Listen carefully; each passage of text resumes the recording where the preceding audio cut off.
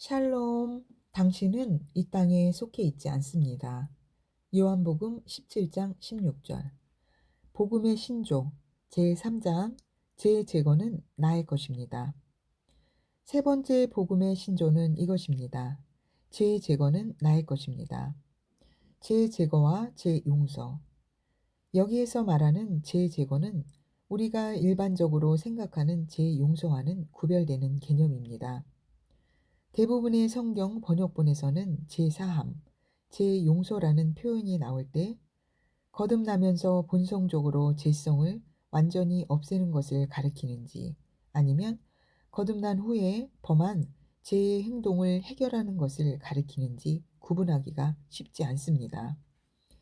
사실 원어에서도 각각의 경우를 정확하게 다른 단어로 표현하고 있지 않으므로 문맥에 따라 구분하여 번역해야만 합니다.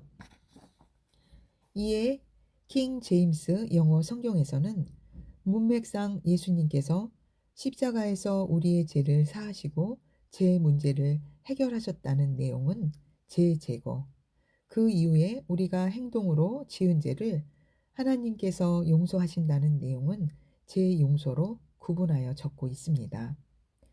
마태복음 26장 28절. 이는 이것이 죄들을 사하심으로 인하여 많은 사람을 위해 흘리는 나의 새 언약의 피이기 때문이라. 사도행전 2장 38절.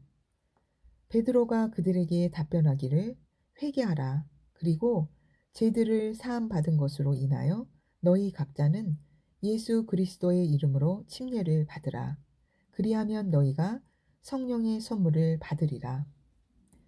위의 두 성경 구절에서 제사함은 모두 제제거, 즉 예수 그리스도께서 속량 사역으로 인해 우리의 죄성을 근본적으로 해결하신 것에 대해 이야기하고 있습니다.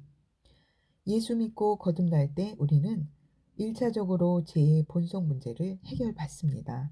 다시 말해 단지 죄를 용서받은 정도가 아니라 죄로부터 완벽히 씻김을 받고 한 번도 죄를 지은 적이 없는 의인으로 거듭나는 것입니다. 그러므로 우리는 결코 용서받은 죄인이 아닙니다. 죄인은 거듭나지 않은 불신자를 이르는 말이지 거듭난 그리스도인은 결코 죄인이 될 수 없습니다. 거듭 강조하지만 죄인과 의인을 가르는 것은 그의 행동이 아니라 그가 가진 본성이기 때문입니다. 하나님으로부터 분리된 자들은 먼저 죄의 본성 문제부터 해결해야 합니다. 그런 후에야 잘못된 행동을 용서받는 것이 비로소 의미가 있습니다. 본성이 다루어지지 않은 상태에서 아무리 행동에 대한 용서를 받는다고 해도 죄인의 상태에서 벗어날 수는 없기 때문입니다. 그러한 죄인은 그 안에 성령님을 모실 수도 하나님과 온전한 관계를 맺을 수도 없습니다. 정리하면 예수 그리스도를 구주로 영접하고 거듭날 때 우리는 먼저 제 성을 씻어내고 새로운 생명을 받아 의인의 본성을 갖게 되는 죄 제거를 받습니다. 그런 후에 저지르는 잘못된 행동에 대해서도 하나님께서는 용서해 주십니다. 히브리서 10장 1절에서 10절, 14절에서 19절. 율법에는 다가올 선한 것들의 그림자는 있으나 그것들의 형상 자체는 없으므로 그들이 해마다 계속해서 바치는 희생 제물들로는 그곳으로 나아오는 자들을 결코 온전케 할 수 없느니라.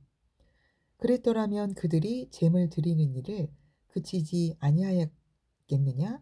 이는 경배 드리는 자들이 단번에 정결케 되면 죄들에 대한 의식이 더 이상 없었을 것이기 때문이라.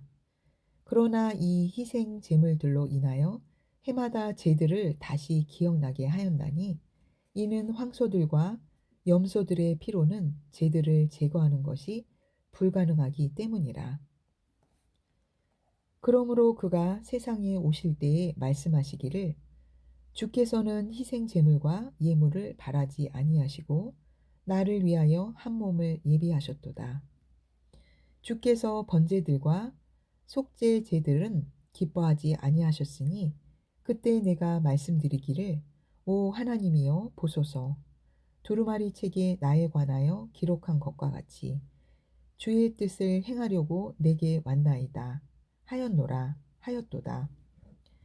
위에 말씀하시기를 희생 제물과 예물과 번제들과 속죄제는 바라지도 아니하시고 기뻐하지도 아니하신다고 하셨으니 이것들은 율법에 따라 드려진 것이라.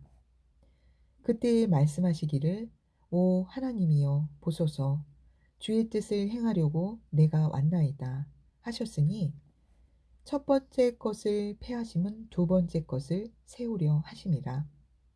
그 뜻에 따라 모든 사람을 위하여 한 번 예수 그리스도의 몸을 들이심으로 우리가 거룩하게 된 것이라.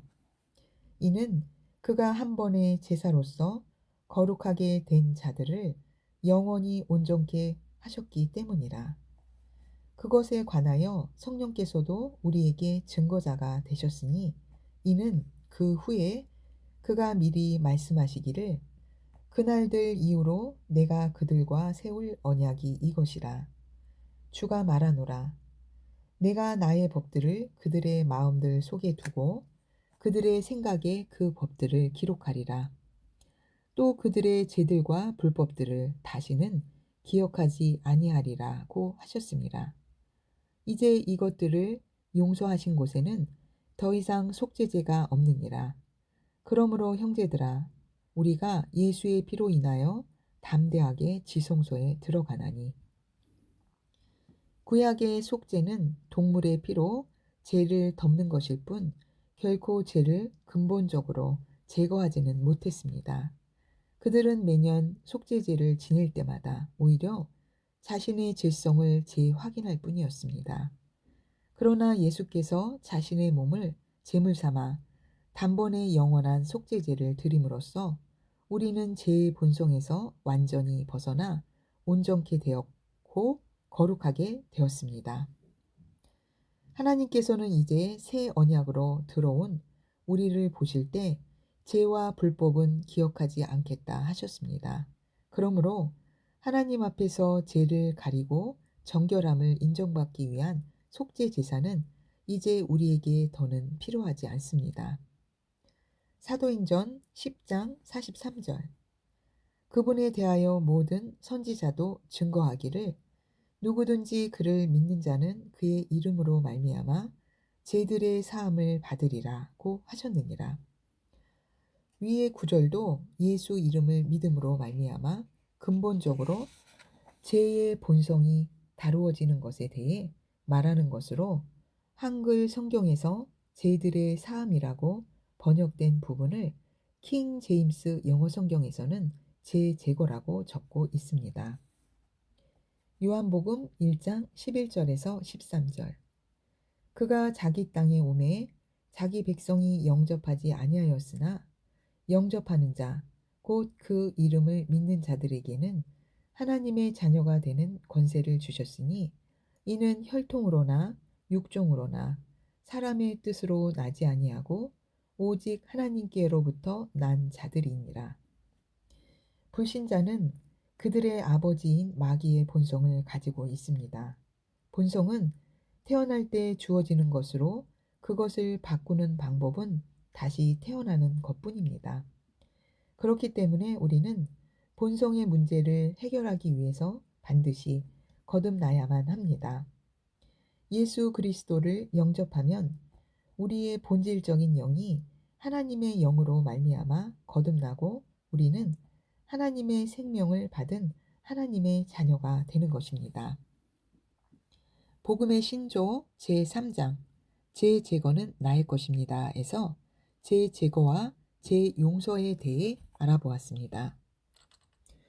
할렐루야! 나는 하나님 아들의 왕국에 속해 있고 그 안에 살고 있기 때문에 삶 가운데 항상 승리합니다. 예수님의 이름으로 축복합니다. 아멘.